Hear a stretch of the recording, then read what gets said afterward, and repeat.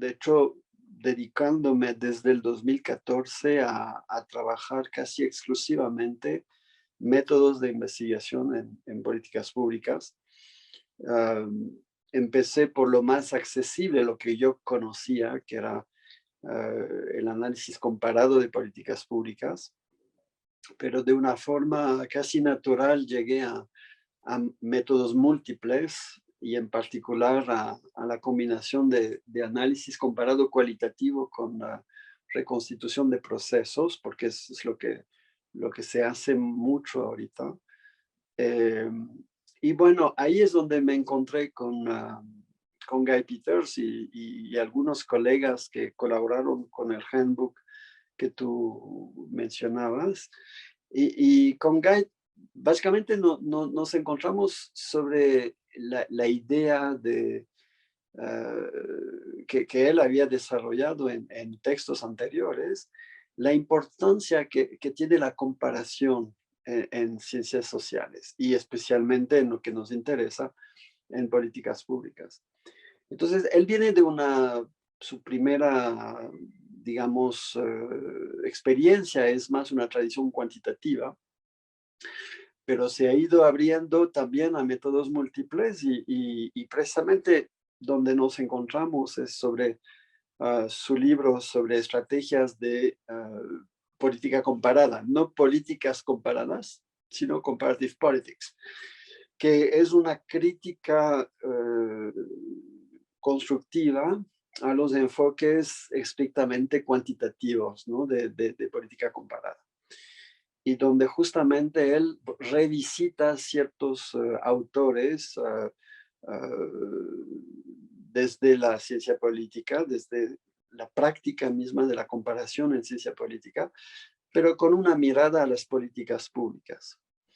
Entonces, discutiendo con él, yo le decía, bueno, a mí me parece que el próximo giro, y esto es hace ya unos años, más o menos 2015, va a ser un giro metodológico. Y yo sí siento que en políticas públicas tenemos mucho que ganar en hacer mejor comparación, un poco como dice Sartori, en ser más conscientes de nuestros métodos. Y yo creo que tenemos mucho que aprender de lo que tú has hecho en ciencia política. Y bueno, él me dijo, sí, totalmente de acuerdo. Y bueno, ocurre que él tenía justamente una propuesta de contrato editorial por este handbook, entonces muy gentilmente me invitó y empezamos a trabajar. Ahora, lo que descubrimos en el trabajo de este handbook, que salió a finales del 19, la publicación oficial es 2020, pero lo terminamos en el 19, es que hay un gran catálogo de métodos, no necesariamente muy conscientes, es decir, más intuitivos que sistemáticos. Yo pienso, por ejemplo, que en sociología, y soy en parte sociólogo, mi formación de doctorado es en sociología, estamos mucho más adelantados que en muchas disciplinas afines con las políticas públicas. Mucho más rigurosos, mucho más sistemáticos, por ejemplo, en el diseño de investigación. Y descubrimos que en efecto hay muchas cosas, pero no sistematizadas. Entonces, el handbook busca un poco esto, pero costó mucho conseguir que los propios colegas reflexionaran sobre sus métodos. Yo me acuerdo de una reflexión de un colega de la Asociación de Políticas Públicas que decía en uno de esos paneles donde justamente hablábamos de métodos, sí, pero el método no importa, o sea, básicamente con tal que podamos trabajar buenos modelos, el método viene, uno los coge en función. Y hay muchos autores que piensan así, muchos autores muy destacados incluso.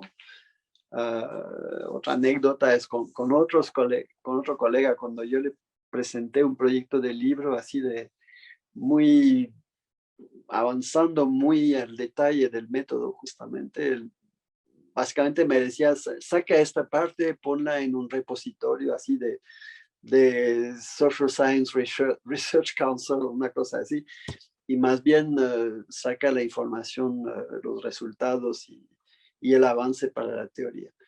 Y creo que eso ya no es, o sea, yo creo que esa es una época terminada. Yo creo que ahorita hay realmente una demanda de las mismas revistas indexadas, del público, por más transparencia en los métodos. Es decir, está bien lo que tú me presentas, pero yo quiero saber cómo llegaste a esas conclusiones, dónde están los datos, y no solamente en términos de medición estadística, o sea, dónde están los datos,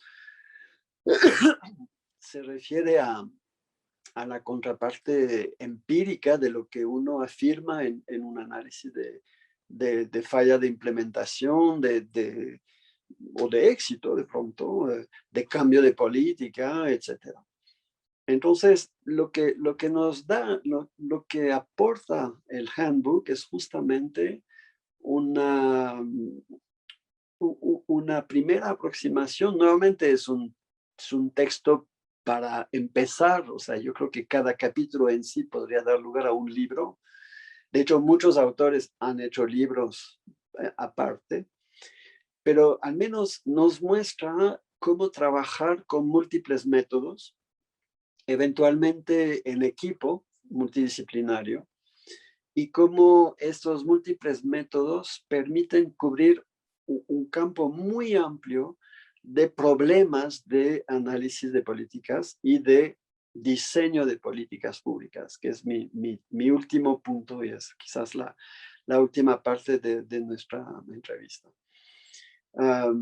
Vimos que, por ejemplo, los más famosos enfoques como el Advocacy Coalition Framework o incluso el Comparative Agenda Project no son muy robustos en cuanto a métodos, son, yo diría, hasta muy flojos en cuanto a métodos o muy pocos transparentes.